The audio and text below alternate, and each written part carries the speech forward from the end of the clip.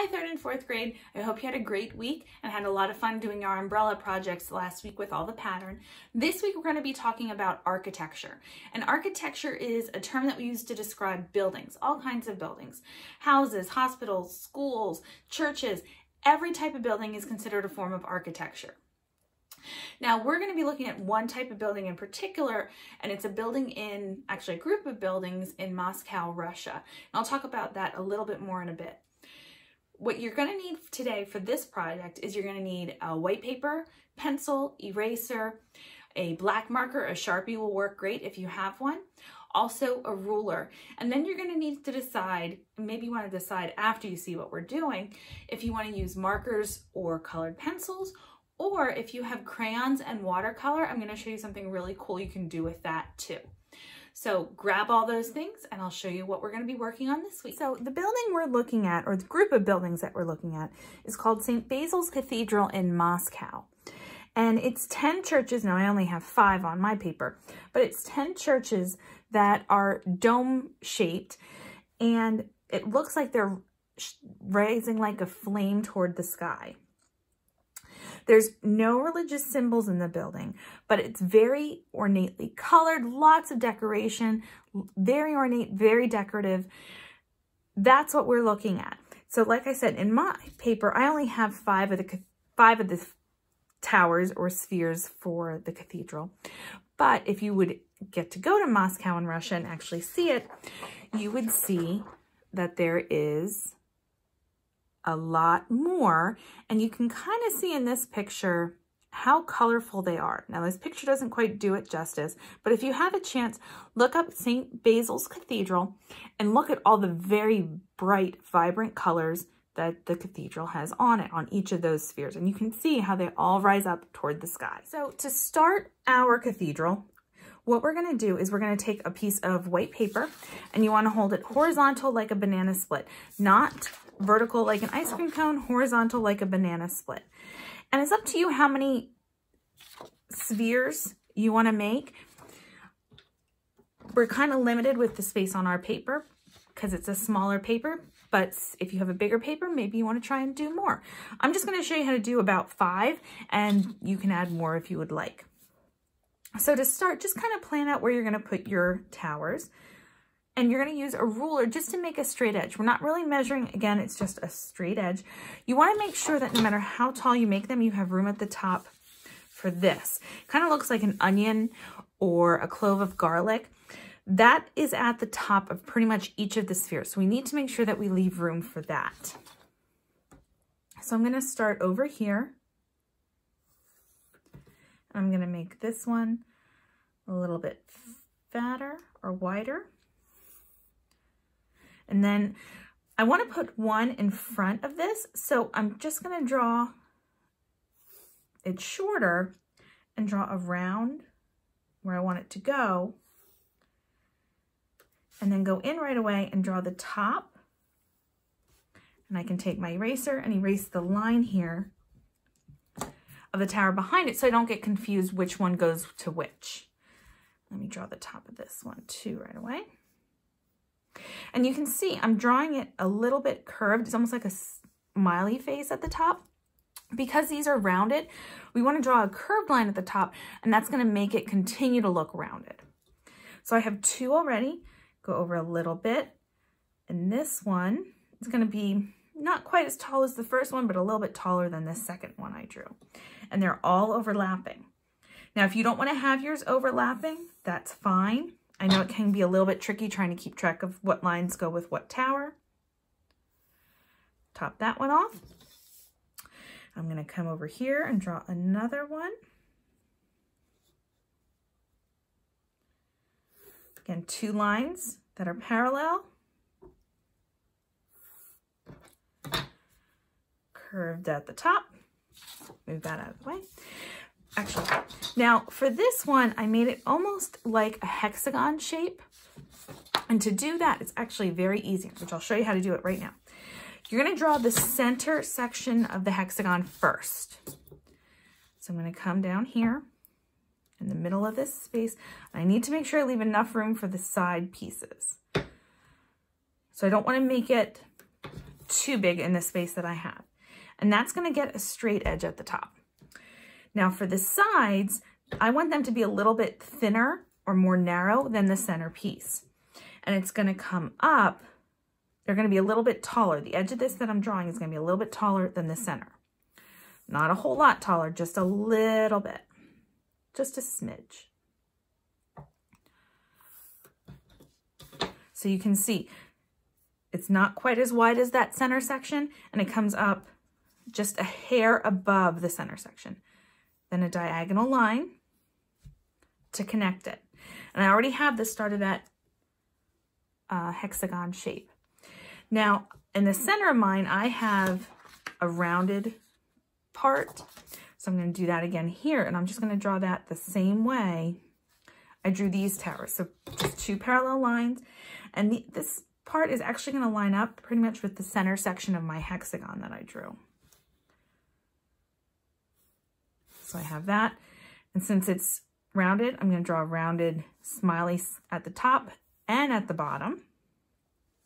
And then all I have to do is I have my hexagon here at the bottom, just draw a line to connect, and there you go. All right, so now I have the base of all of my towers. Now I can go in and kind of add the fancier stuff, the more decorative parts. So on this one, since we just were working on this, I'm going to make a band. It's a little bit wider than that section here. And I'm going to kind of put a cone part on the top. Over here, I'm going to make a band again, except this one, instead of having sharp corners, I'm going to have it be a little more rounded. And again, this is a very soft curved line. It's not a real strong curve. We don't want to do something like this. It's going to be more like, if that's a smile, this is more like a grin. And then I can go in and add that onion garlic dome top shape. Almost like a Hershey kiss too. Depends, I guess, what you're hungry for, what it looks like. Okay, and you're just going to do that to all of the buildings, one by one. And like I said, most of them have that onion dome Hershey kiss top to them. This one's going to go off the page a little bit. Now, because I'm drawing the dome on the one in front here last, I am going to have to erase part of the buildings behind it because the dome is in the front and those buildings are behind the dome. So I need to be able to see the dome, not the parts of the building behind it. So then I'm going to go back in and erase those so I don't get confused myself later on, especially when I'm coloring.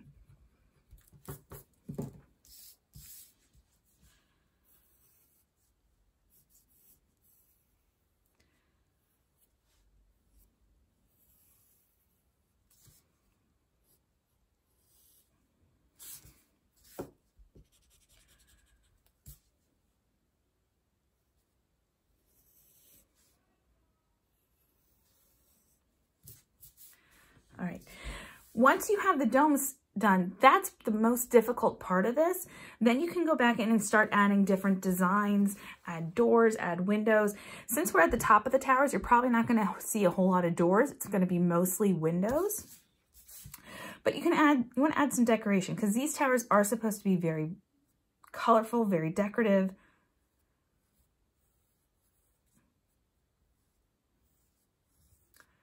So just start adding some different patterns and things at spots.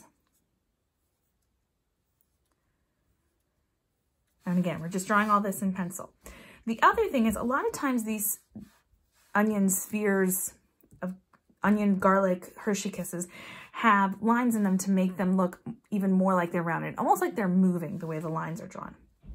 If you want to do that, which I would recommend doing to at least some of them, to start, draw a line in the middle, kind of dividing it in half, and then start at the bottom, go towards the outside, and draw a line up, and it's just copying the outside shape of this. So you can see my curve copies the curve on the outside. And then I do a second one. Depending on how big your onion garlic Hershey Kiss is, you might draw a third one on that side. It's gonna all depend on how big you made it though. If it's smaller, you might only be able to get one on the side and one in the middle. Do the same on this side. And they just keep copying that outside curve.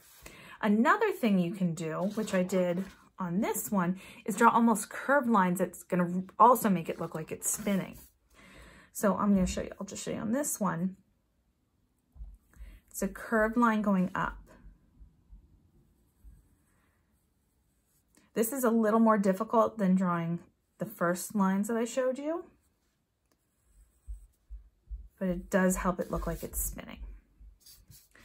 And then go ahead and you can just start adding those decorations or embellishments to each building.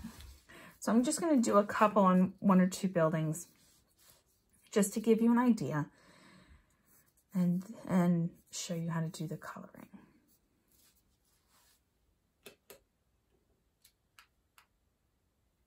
So once you have all of the decorations and designs on each of the buildings, then you can start to color. Now, here's where you're going to need to make a decision. It's up to you if you want to color the buildings in with markers and colored pencils.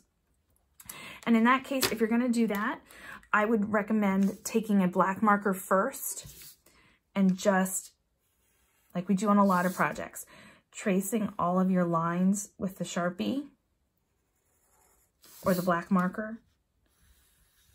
Sharpie's just kind of my go-to. Just tracing over all your pencil lines with that marker first, and then going back in with the marker, or if you're using colored pencil, going back in with the colored pencil and adding the color.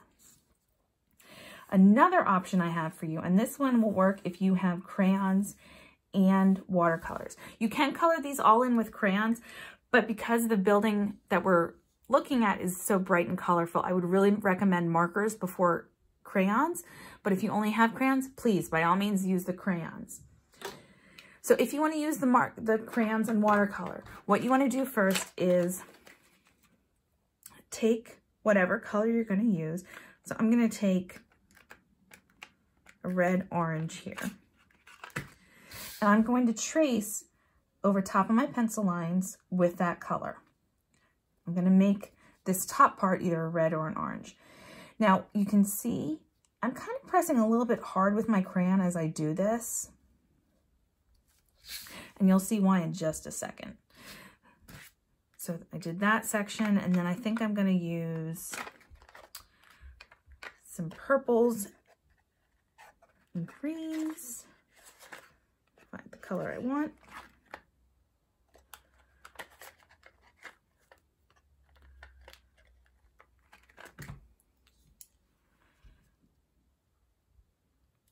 And again, pressing real hard, not so hard that you break the crayon, but hard enough that you can feel the wax on the paper. If you take your finger, you can feel the wax on the paper there.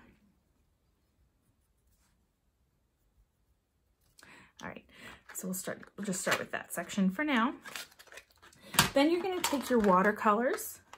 Let me grab paper here to use as a placemat.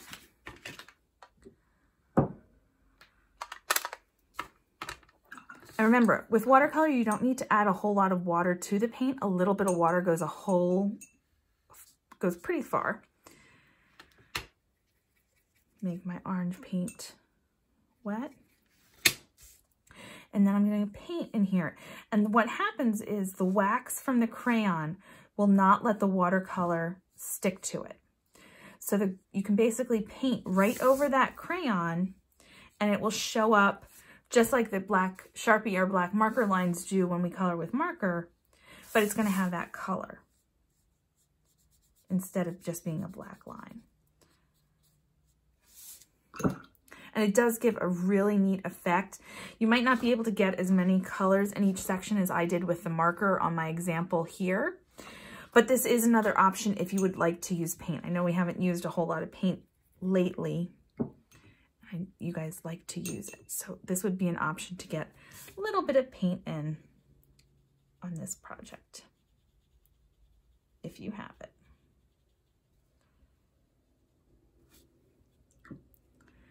And then you just go through each section with the colors that you want to use and paint your cathedral in.